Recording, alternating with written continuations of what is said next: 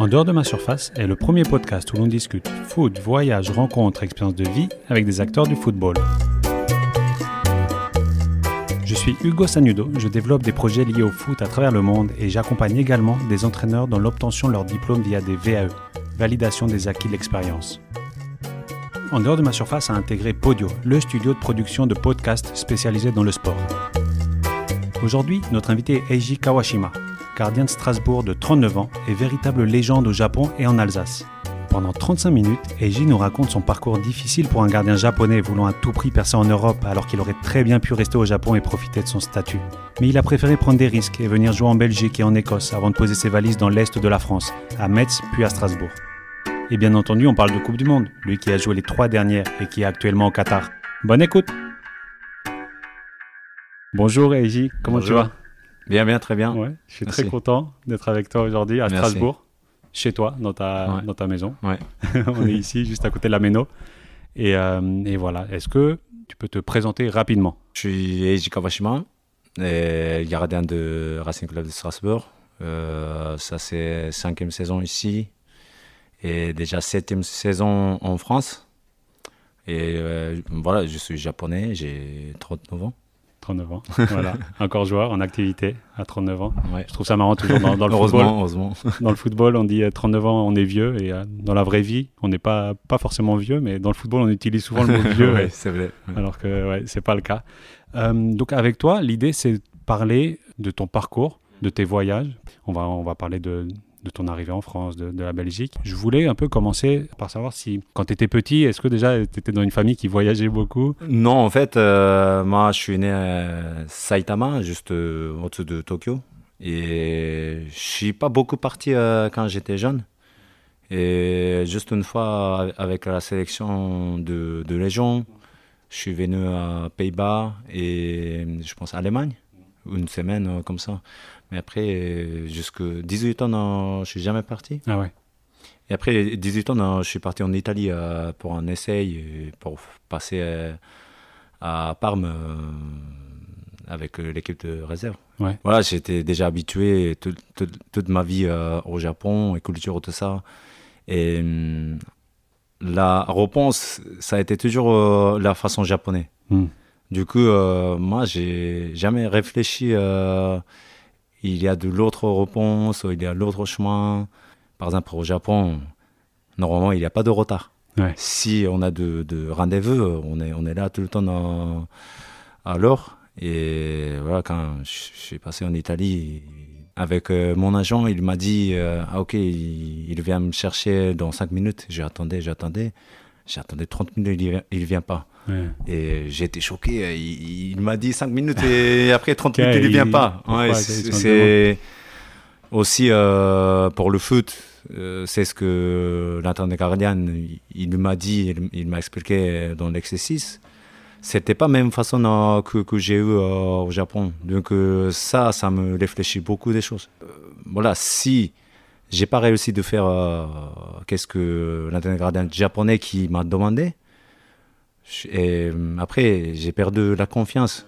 Mais quand je suis passé en Italie, c'était pas la même chose. Donc voilà, même deux trucs que j'ai pas réussi de faire, c'était pas fin de monde. Ouais. Du coup, j'ai repris beaucoup de confiance là-bas. Ah ouais, en Italie, ok. Ouais, même pour un jeune japonais, tu arrives en Italie, c'est là que tu peux retrouver la confiance. Ça, c'est marrant. Ouais. Dès que je suis allé en Italie, et j'ai joué à un tournoi et on a gagné avec Parma. Okay. Et je suis élu le meilleur gardien. Et là, mais par contre, ça l'a pas fait en Italie. T'es pas resté en Italie? Non. À la fin, j'ai essayé d'aller souvent. Chaque vacances, je suis allé en essai. Ah, okay. Après, il y avait un peu d'opportunités. Mais je suis toujours extra-communautaire. Ah oui, et ça pour les Japonais, c'est toujours c'est toujours difficile pour les gardiens japonais. On est compté sur extra-communautaire. Ouais. C'est vrai, souvent on entend pour les extra-communautaires, on se dit non mais on n'a que la place, on n'a que 3 places, donc on va prendre un attaquant ou un milieu. Ouais, c'est vrai, pour toujours un gardien, c'est toujours le dernier choix. On va pas prendre la place d'un extra-communicant pour un gardien. Ouais, c'est ça. Ouais, c'est vrai. Et tu savais que tu allais faire une longue carrière déjà? C'était un objectif? Oui, c'était un objectif, mais après, on ne sait jamais. Ouais, bien sûr. Heureusement, je suis là, mais on ne sait jamais qu'est-ce qui va passer. Exact. Et après, donc, tu as joué toutes ces années au Japon, et après, tu as eu finalement l'opportunité pour venir en Belgique. Oui.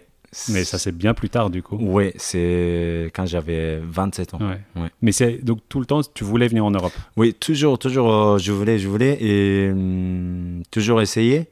Ouais. Mais ça a été toujours difficile. Mais un jour, j'avais toujours contrat avec le club japonais. Du coup, j'ai décidé à casser mon contrat avec le club japonais. Un gros risque. Moitié saison, après la Copa Nova 2010. Même, j'avais pas de club. Et je me suis dit, je vais faire un essai et je vais trouver quelque chose. Ah ouais, t'as pris ton avion, t'es venu ici, en Europe? Non, c'était marrant. Moi, j'étais à la sélection, mais j'étais pas titulaire. Pour ça que là, mon agent, il essaye, il va jouer la Copa du Monde, tout ça. Un peu mentir. Mais c'était pas prévu. Ok. Par hasard, juste avant la Copa du Monde 2010, Afrique du Sud, j'ai pris la chance à jouer. Donc là, ça a changé beaucoup de choses. Ouais. Une fois que tu deviens joueur qui a joué j'ai commencé à jouer la sélection et j'ai reçu d'offres de Belgique. Et c'était via un agent qui connaissait du monde. Oui, mais je travaille avec un agent japonais. Il associe avec les autres agents qui travaillent en Europe, chaque pays, Belgique, France, tous les pays. Parce que là aussi, on voit qu'aujourd'hui, il y a beaucoup de Japonais, notamment en Belgique, avec ce club qui appartient à un propriétaire japonais. Mais en 2010, il n'y en avait pas tellement. Non, j'étais que seul. Donc pour moi, c'était une bonne décision, mais j'étais beaucoup critiqué pourquoi Kawashima va en Belgique, le championnat, c'est pas top comme les autres, Angleterre, Allemagne, France. Assez nationalistes, les Japonais. Ils n'aiment pas trop, ils comprennent pas pourquoi, alors que tu as tout au Japon, tu pourrais aussi rester au Japon.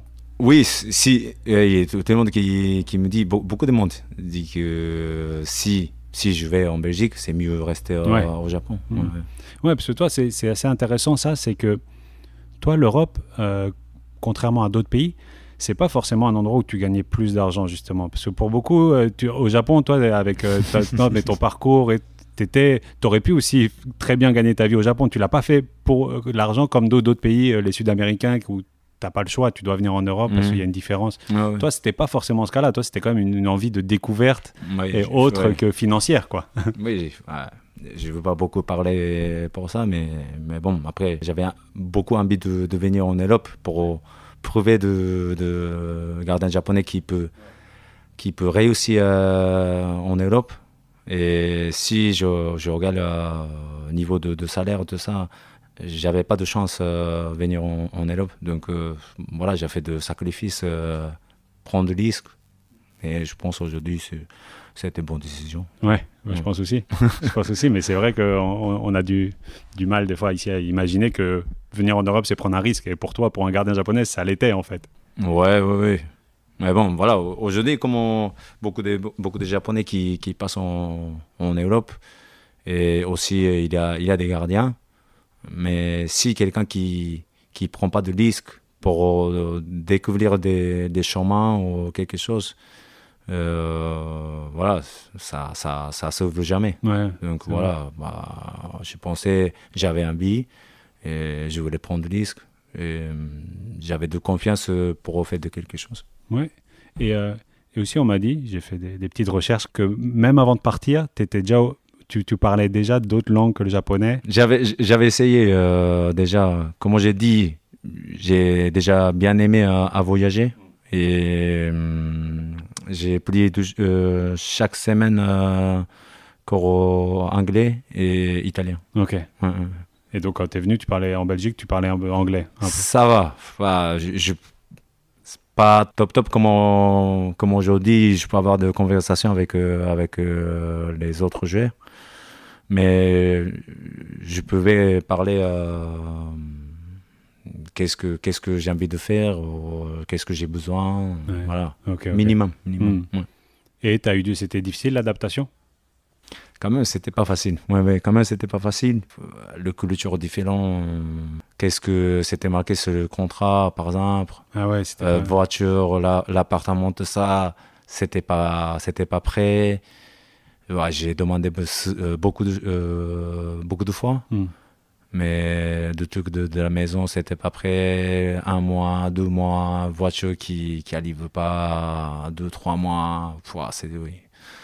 C'était pas facile. Ouais, ça au Japon, il se passe pas ça. Non, jamais. toujours alors, toujours si... Ouais, si on t'a dit quelque chose... Ouais. Mais ça marche quand même bien. C'était compliqué, mais ça se voit. Ouais. Mais en Belgique, j'étais côté flamand.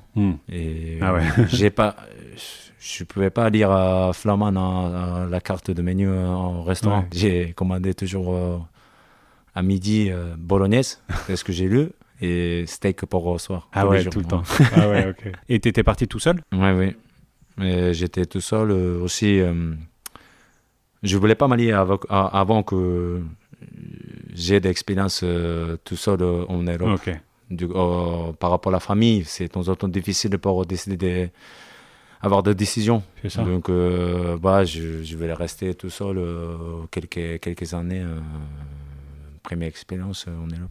Ok. Et après, tu as enchaîné, ça s'est très bien passé. Et tu as signé dans un autre club en Belgique. Et tu es resté 3 ans, non? C'est ça? Oui. C'était au Standard. Oui. Et après, Standard à 3 ans. 3 ans. Ouais.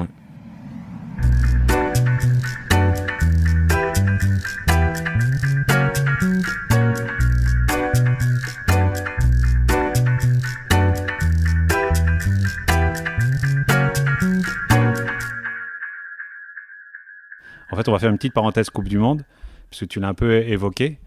Il y a eu que, il faut le dire, parce que les gens ne le savent pas tous, ici en France, il n'y a que eu 3 gardiens japonais qui ont participé à des Coupes du Monde depuis 98. Ouais. Mais il y a 2 légendes avant toi, donc toi tu es la 3e légende, mais il y a Kawaguchi qui joue la Coupe du Monde 98 et 2006. Ouais, c'est ça. Et en 2002 à domicile, c'est Nagasaki. Ouais. Voilà. Et donc toi, tu arrives à un moment, et ça je trouve ça intéressant de parler de ce moment-là. Ouais.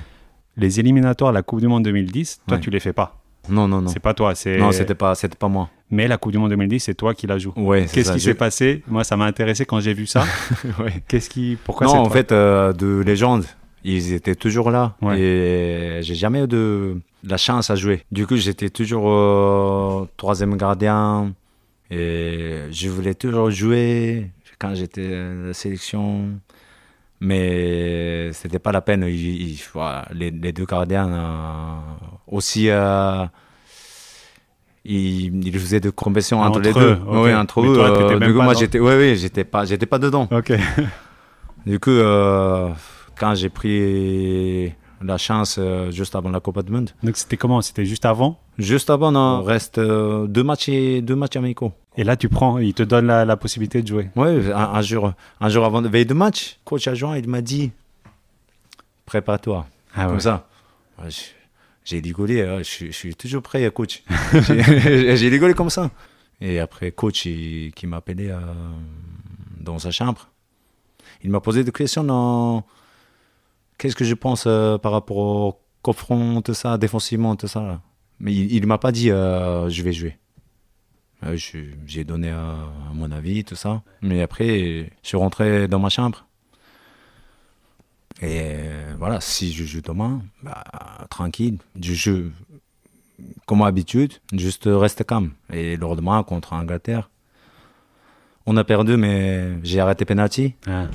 Et aussi, 2 buts, c'était autre but.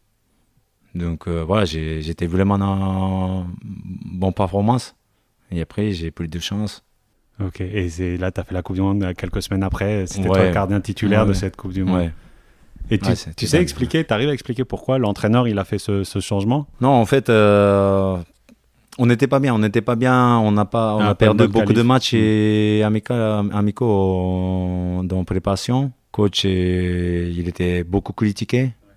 C'était qui en 2010? Il s'appelle Okada. Ah, c'est un japonais. Ouais, c'est un japonais. Et puis, il a décidé pour changer de système défensivement. Et il a changé. Le gardien aussi. Oui, gardien, milieu de terrain, aussi l'attaquant. Ah ouais, ok. Ouais. Gros changement. Ouais, gros changement. Et là, tu n'as plus lâché. 2010 et on est... Ouais, j'ai pas lâché. Mais franchement, jusqu'au premier match, j'ai pensé par rapport à Narazaki qui a joué tous les matchs de qualification. Je me suis dit toujours, s'il revient titulaire, c'est normal aussi. Ah ouais. Donc voilà, j'étais calme dans ma tête. Ouais. Bah, c'est incroyable. C'est incroyable, c'est ça, à quelques jours d'une Coupe du Monde et tu te retrouves titulaire. Et après, tu as fait la Coupe du Monde 2014, où tu as dit aussi, c'est assez intéressant ça dans les Coupes du Monde, tu as aussi utilisé le mot désespoir. Ça, c'est une grande fête, on est très excité de la faire, mais se faire éliminer comme ça a été, c'est aussi des moments de détresse énormes. Et donc, c'est un peu après, peut-être avec le temps, ça passe, mais... quand même, on passe par des émotions d'une puissance dans cette Coupe du Monde. Oui, ça reste toujours dans notre tête, je crois. Ouais, 2014. Mais après, heureusement, j'ai réussi à jouer aussi 2018. Ouais. Donc, ça a changé dans ma tête. Ah ouais, si ça restait que l'expérience de 2014, parce que c'était des défaites. C'était vraiment dur pour tout le monde. On avait vraiment une bonne équipe. On avait de Honda, Kagawa, Nagatomo, Okazaki, ACB. Franchement, on avait une bonne équipe. Tout le monde qui voulait améliorer le foot du Japon. Ouais, il y a une bonne dynamique. Oui, vraiment bonne dynamique. On a gagné contre France, amical, Argentine et Belgique. Beaucoup de gros matchs. Et après, on avait de confiance. Mais à la fin, pendant la Coupe du Monde, on n'a pas même gagné un match. C'est ça. C'était comment dire, franchement, rien. On a fait des efforts pour rien. C'était un peu expression, ça reste même dans notre tête pendant, je sais pas combien de un an. 2 ans, comme ça, on continue, mais c'était quoi on a posé beaucoup de questions. Ouais, c'est ça. Et c'est l'époque Ali Lodzi, Jackie Bonnevay. Ouais, c'est ça. C'est ça. Ouais. Et justement, je le dis, je te l'ai dit aussi avant, mais Jackie Bonnevay m'a beaucoup parlé de toi. Et en tout cas, il a dit, il y en a peu de gens comme toi dans le football et il faut à tout prix que tu restes dans le football. Et il me disait... Et donc ça c'est 4 ans. Et après, il y a la Coupe du Monde 2018 qui finalement, toi, ça t'a fait du bien pour tourner la page. Et en tout cas, c'est tous ces efforts. Et ça, c'est une Coupe du Monde aussi qui s'est plutôt bien passée pour le Japon, malgré un match contre la Belgique qui est aussi horrible. Je ne sais pas si... pour ceux qui ne se rappellent pas, le Japon a gagné 2-0. Tu jouais encore parce que toi, tu as joué titulaire les 3 dernières Coupes du Monde. Et voilà, pour la petite histoire, vous étiez en train de gagner 2-0 et après, l'histoire a fait que la Belgique a mis 3 buts. Dont un but de la tête, il ne sait pas comment il a mis ce but, Vertonghen.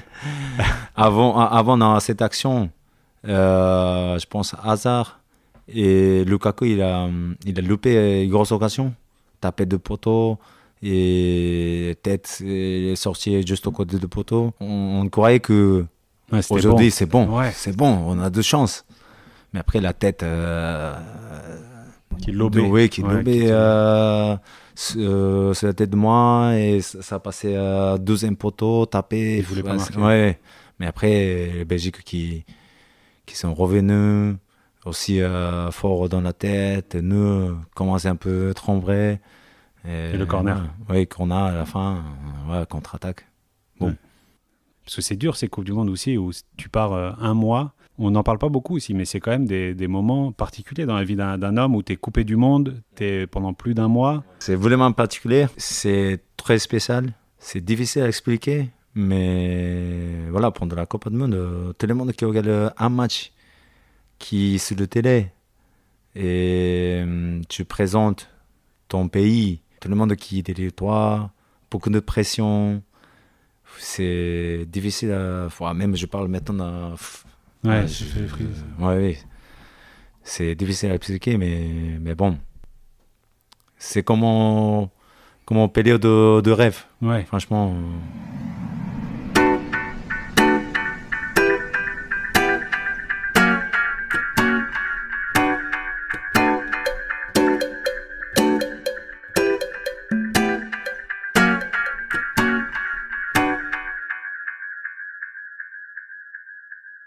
toi, en plus, entre 2014 et 2018, tu as une période assez particulière. Ouais. C'est que après ton expérience en Belgique, tu n'avais pas de club. Ouais, Un certain 6 moment. mois. Ouais. 6 mois, Ouais, 6 mois, t'étais j'avais pas sans de club. club et tu étais le gardien de la sélection. En fait, pendant que j'avais pas de club, Veit, il m'a pas appelé. Ah, Ouais, ok. mais c'était logique. Ouais, c'était logique. Et après, tu as rebondi en Écosse. En Écosse, oui. Ouais. Et parce que toi, tu aurais pu rentrer au Japon à ce moment-là. En fait, après 5 ans passés en Belgique, je voulais avoir plus D'accord, d'expérience en Europe, mais pas en Belgique. Parce que là, c'était le période où j'ai pris de confiance, que je peux jouer en Europe. Puis, je voulais avoir quelque chose plus intéressant. Mais du moment, je n'ai pas trouvé quelque chose intéressant pour moi, pour faire de nouvelles aventures en Europe. Donc, j'attendais. T'étais patient. Mais oui. tranquille ou c'est stressant ces moments-là? Oui, c'était vraiment stressant. Parce que, à un moment donné, j'avais des offres. Mais je n'ai pas pris de décision. Pour retrouver quelque chose vraiment, ça me convient. Pour me grandir, pour avoir plus d'expérience. Donc, ouais, je ne voulais pas rentrer au Japon le période. Ok. Et donc, et là, tu t'es battu 6 mois. Tu t'entraînais où? Tu vivais où ces 6 mois-là? De temps en temps à la maison. Mais tu vivais en Belgique? Belgique, Ouais. oui. Et de temps en temps, je suis allé courir dans la forêt. Ok, mais tout seul. Tout en seul. attendant. En plus, ma femme, elle était enceinte. Ah ouais. Et elle était au Japon. Ah ouais. Ouais, oui. Ah ouais, donc toi, ta femme enceinte au Japon, tout le monde au Japon, et toi tout seul ici, Oui, parce que j'étais tu tout veux seul. rester en Europe, parce que tu veux trouver un club. Ouais. C'est fou quand même. Ouais, on a fait de mariage quand j'avais pas de club. Bah.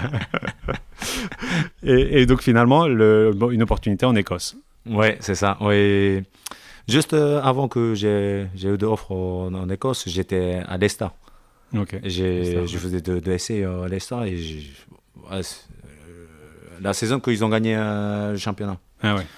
Du coup, c'était vraiment bien pour moi. C'est juste avant ça. Oui, c'était juste avant. Parce que En t'avais. Angleterre, c'était bien, tout est bien. Ouais. C'était très intéressant. Mais voilà, le période là, j'ai eu de l'histoire de l'Écosse. Donc j'ai pensé, c'est pas Angleterre. Mais j'ai pensé, je peux faire quelque chose, une autre expérience que Belgique. Et après, on va enchaîner, parce que sinon on pourrait encore parler longtemps. Après, tu as eu cette opportunité de venir en France. Donc ta première expérience en France à Metz, Ouais. où tu es resté 2 saisons. 12 saisons. Ouais. Ouais. Là aussi, là ça s'est bien passé. Oui, bien passé, très bien passé. Ouais. Tu es arrivé là comme deuxième gardien? Et Oui. en fait, troisième. Troisième gardien. Donc là, tu as accepté de venir voilà, gardien de la sélection du Japon, et tu viens et tu acceptes d'être troisième gardien, alors que tu aurais pu trouver quelque chose au Japon encore, sûrement. Oui, mais comme j'ai dit, je voulais prouver que voilà, je peux jouer dans un grand championnat. Mais troisième gardien. Mais après, comment on dit, comment extra-communautaire. Ouais, c'est ça. Tu n'avais pas Même- 1000 opportunités. Oui, C'était compliqué. j'avais pas vraie opportunité. Même, il y avait des histoires, des choses. C'était difficile à trouver vraiment quelque chose dans le grand championnat. Et puis, moment, quand Meski m'a contacté, moi, je me suis dit, je m'en fous. Le numéro 1, numéro 2, numéro 3, c'est deux opportunités pour jouer en France. Bah, j'y vais. Du coup, tout de suite, j'ai pris l'avion, Ouais. parti. Ok. Et là, tu parlais pas parlais pas français avant de venir à Metz? Ou, Je parlais un petit peu. À Liège, les Ah ouais. gens Ah oui, qui bah oui, parlent standard, ouais, bien sûr. français, Mm. mais pas Ok. beaucoup. Mhm. Ouais, Ok. ça va. Ouais. Et après, on va passer les 2 années à Metz, parce que on est dans on peut pas parler de Metz en étant si proche de la Méno. Et après, tu signes dans voilà, le plus grand club d'Alsace. Ouais. Pas de France, ou voilà, ça va dépendre des gens, mais voilà, dans ce grand club qui est Strasbourg. Ouais. Et là, maintenant, c'est une histoire d'amour, un peu, avec ce club. Ouais, c'est 5e saison. Franchement, moi, j'ai bien ici la ville, le club. C'est ça, t'es un Alsacien. Et oui, je peux dire non. Ouais, je pense que tu peux le dire. Je ne parlais pas alsacien, mais je peux dire. Après, aussi, ma famille aussi. C'est ça, elle s'y plaît. Ah oui, ils aiment bien la région ici. On a déjà visité avant la ville de Strasbourg. On a vraiment bien aimé. Ouais, j'ai pensé aussi pour ma famille. C'est ça. C'est bien pour la vie, pour ma famille. Côté de foot, Strasbourg, bon club. J'ai bons souvenirs. Même j'étais de l'autre côté de Derby à la Ménon. Et l'ambiance du stade, c'était extraordinaire. J'étais hâte de gérer dans cette ambiance. Et ici, tu es venu comme numéro 2. Mm-hmm. Mais toi, tu as toujours eu une relation particulière, gardien numéro 1, numéro 2. Même là, maintenant, au Japon, c'est un peu la même chose. Là, en ce moment, tu es numéro 2. Il y a beaucoup de rotation. Ouais. Toi, ça n'a jamais été un souci pour toi Non. Mais comment on fait quand on est compétiteur pour accepter? Non, c'est une chose différente pour moi. C'est le terrain. Moi, je reste toujours concurrent. Je veux jamais lâcher et je veux montrer que je suis le meilleur. Mais après, côté de terrain, voilà, on est bien, on discute, on rigole. Oui, justement, l'autre jour, il y a Gonda, le gardien, qui en ce moment, il disait que c'est grâce à des mots que toi, tu lui as dit avant un match contre l'Arabie Saoudite, qui lui ont fait performer, mais il dit que c'est grâce à des mots que tu lui as dit, tu vois. Donc ça, oui, il a dit ça. Ouais. Ouais, je sais pas, qu'est-ce que j'ai dit. Ouais. Il dit que dans l'avion, il dit sûrement tu t'en rappellerais pas, ouais. Mais que voilà, c'est grâce, et je pense que c'est pour ça que tu es une personne importante du vestiaire, et aussi bien au Japon qu'ici à Strasbourg. Ah ouais, je sais pas si... Moi, comme un joueur, je reste toujours compétiteur. Ça, c'est la base pour moi. Mais après... Voilà, j'ai de l'expérience, j'ai 39 ans, donc voilà, je pense je fais les deux côtés. Et tu crois que ça, c'est un peu une mentalité japonaise ou non? Ça, c'est plus toi qu'autre chose. Non, en fait, après, je suis passé à Standard Liège. C'était pas le période facile pour moi. C'était difficile, comment adapter comme un gardien qui doit gagner le championnat, tout ça. Et j'étais beaucoup demandé. Aussi, Kalarta, c'était pas facile pour accepter. Je dois toujours crier avec les défenseurs, tout ça. C'était un peu compliqué. Mais après cette expérience, je me suis dit, j'ai pas besoin de changer ma caractère. Et donc voilà, je veux rester comme moi. Mais l'autre jour, il y a Ricardo Fati aussi qui est passé par ici, par Strasbourg. Il a joué à la Roma. Il a fait toute une carrière très intéressante. Ouais. Et il m'expliquait, il se pose la question, là il vient de finir sa carrière, et il se dit peut-être qu'il était un peu trop gentil dans le vestiaire, il dit. Mais il dit, je sais pas, moi après il a été lui-même. Mais il dit, c'est vrai que des fois, peut-être j'aurais pu aller chercher, montrer que j'acceptais pas d'être remplaçant, peut-être que ça lui a joué des tours, être trop quelqu'un du vestiaire, hein, le gentil du vestiaire. Mais bon, c'est des questionnements qui sont difficiles, et je pense que faut pas aller contre sa nature. Ça, je me pose des questions aussi. Mais après, si je ne suis pas comme moi aujourd'hui, je pense que ma carrière, c'est pas différent, je pense. Ça, c'est ma réponse. Peut-être si je suis pas gentil, peut-être j'ai gagné quelque chose d'autre. Mais ça m'intéresse pas d'être pas comme moi. Ouais, c'est ça. Et gagner quelque chose, voilà, dans ma carrière de foot. Moi, je veux rester comme je suis. Et voilà, si j'ai besoin d'être pas gentil sur le terrain, oui. Mais dans le vestiaire, j'ai pas besoin. Pour moi, j'ai pas besoin d'être pas gentil. Ouais, en tout cas, tu étais reconnu pour quelqu'un qui a beaucoup de bonnes valeurs et qui sont importantes à transmettre. Et je pense et je trouve ça, je préfère laisser ça dans le football que autre chose. J'essaie. Félicitations. Et de toute façon, on voit avec ta carrière, tu as plus de 100 matchs en sélection, 3 Coupes du Monde. Là, il y a de grandes chances que tu participes à la 4e, si tout va bien. On verra bien. Bon, et après, la suite de la carrière, comment tu la vois? Je suis pas sûr encore. Je sais pas, j'aime bien d'avoir encore expérience ici en Europe, parce que ici, encore beaucoup de choses à apprendre. Voilà, ça avance très vite, les choses, même dans le foot, même dans la vie. Et pour ça que je dois adapter des choses pour apprendre, pour grandir. Après, si au côté je peux rendre les choses au Japon, je pense que ça sera bien. Tu as déjà créé des écoles au Japon de langue, de foot et de langue? Oui, j'ai fait un projet que déjà commencé pour apprendre la langue pour les athlètes, pas que jouer de foot, parce que parler de langue, c'est très important pour avoir de bonnes performances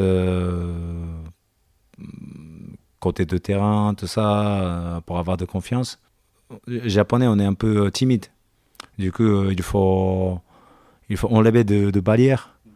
Oui, c'est ça. Si tu connais la langue du pays où tu vas, tu enlèves une barrière. Si on parle, par exemple, aujourd'hui, je peux parler français, mais la vie, et pour les étrangers, la vie, ça change. Et aussi, la porte, ça s'ouvre beaucoup si tu parles la langue. Même peut-être pour le travail, mais après, tu peux beaucoup apprendre les autres cultures, comment les gens qui pensent. Si tu parles pas et après tu comprends pas, c'est important à parler, à apprendre la langue. Et après, beaucoup de, je pense, opportunités. Ça rassure le club, ça rassure tout le monde. Oui, je crois. Hein. Et tu penses que ça, c'est en train de changer? La jeune génération japonaise, elle s'adapte plus facilement à l'Europe? Oui, je pense aujourd'hui.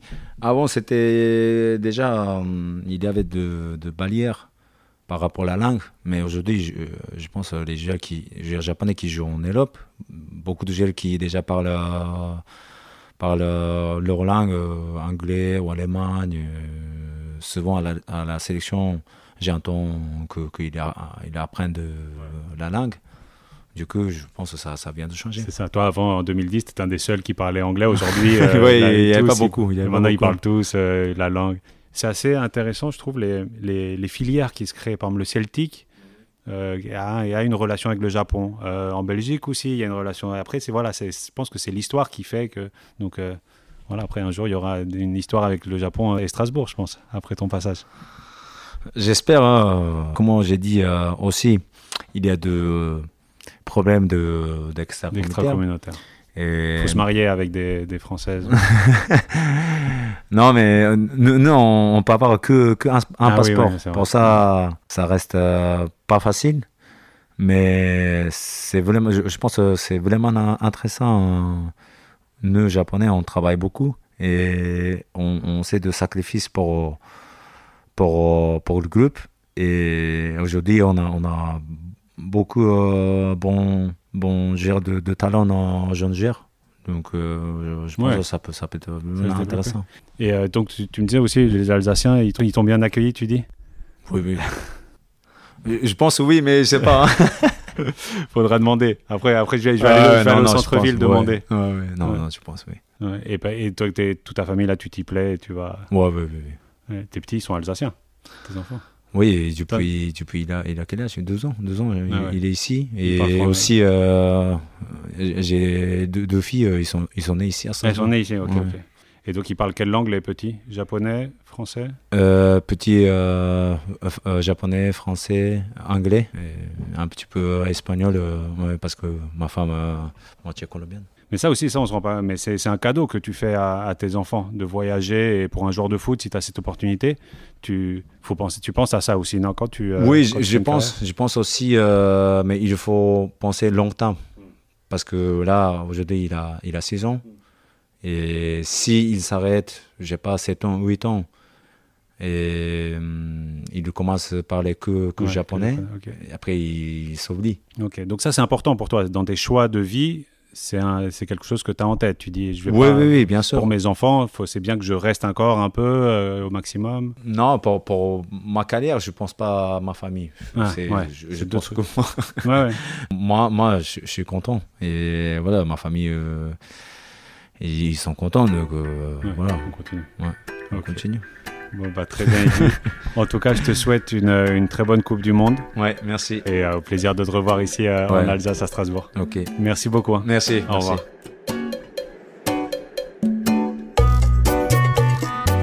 J'ai eu la chance de rencontrer Eiji Alameno, le stade mythique du Racing Club de Strasbourg. Sa sympathie et sa simplicité est surprenante, lui qui est une vraie star dans son pays. J'en profite pour remercier le club de Strasbourg d'avoir accepté que j'enregistre cet épisode. un club que j'apprécie tout particulièrement. Voilà, vous venez d'écouter le 43e épisode de En dehors de ma surface. Hâte de vous faire découvrir le prochain épisode qui nous fera encore voyager. Et n'hésitez pas à faire un tour sur podio.fr, P-O-D-2-I-O, le site de référence pour retrouver les meilleurs podcasts de sport du moment. À bientôt!